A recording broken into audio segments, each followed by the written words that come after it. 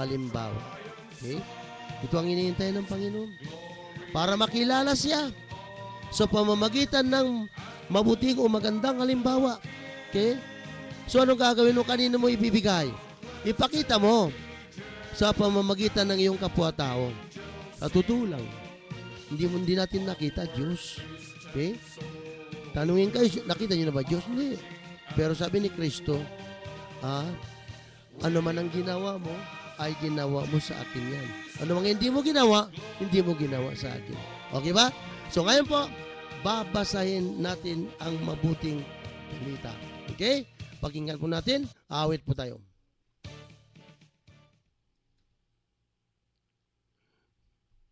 Glory to God.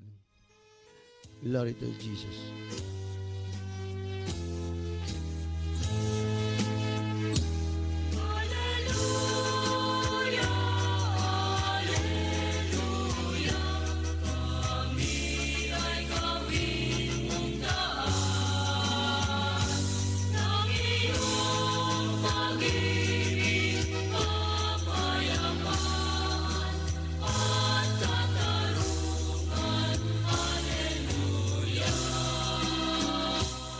Pagbasa sa mabuting balita ay gagampanan po ni Brother Marvin ng Nabutas. Sumaati nawa ang pag-ibig at pagpapala ng ating Panginoon. Amen. Ang mabuting balita ayon kay San Mateo. Papuri sa iyo, Panginoon. Ito po ang sinasabi. Darating ang anak ng tao bilang hari, kasama ang lahat ng anghel, at luluklok sa kanyang maringal na trono.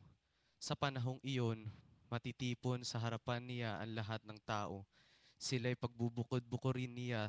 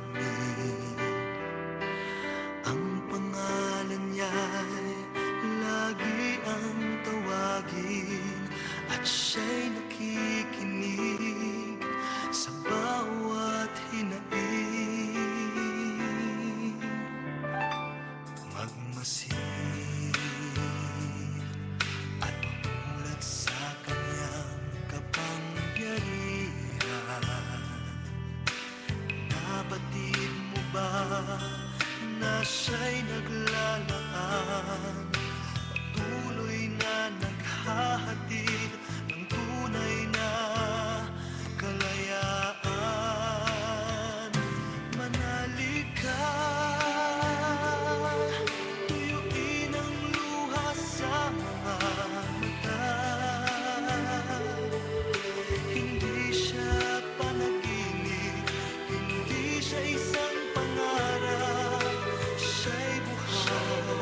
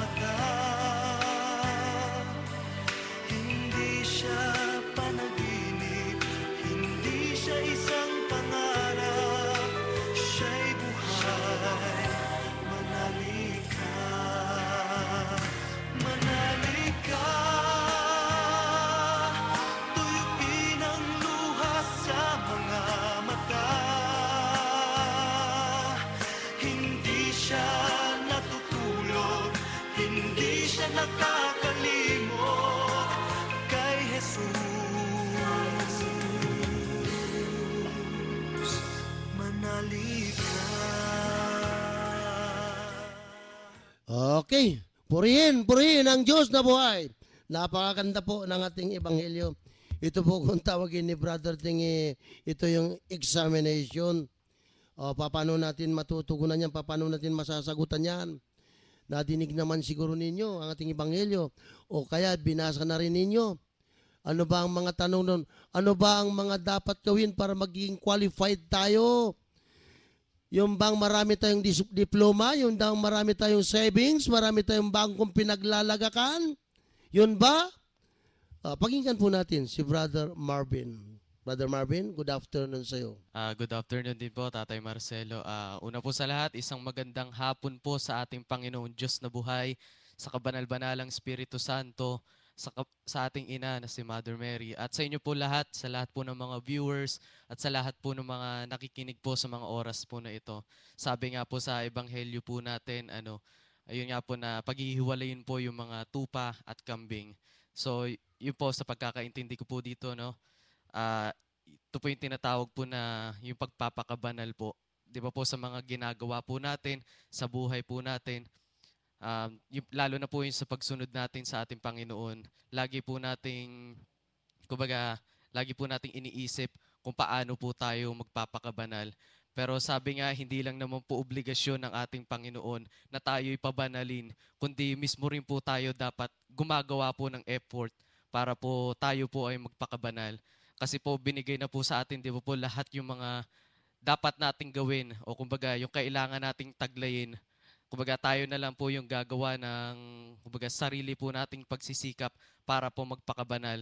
Kasi po 'di ba kung halimbawa pong kung kagustuhan po talaga nating sumunod sa ating Panginoon, kahit po mahirap, kahit po dumudugo na yung bulsa, kahit po dumudugo na yung puso sa pagsunod sa Panginoon, talagang ibibigay ang lahat para lang po makasunod. Kumbaga nandoon po yung desire po ng puso natin na sumunod sa ating Panginoon. At yun nga po bilang isang kabataan, napakahirap nga po talaga na sumunod sa ating Panginoon kasi nandiyan po yung kaliwat kanan na tukso sa kapaligiran, sa pamilya. Pero nandoon pa rin po yung grasya ng Panginoon na nandiyan po siya lagi. At every time po na nagkakasala po ako, talagang gumagawa ng paraan ng Panginoon para po ako yung makabawi.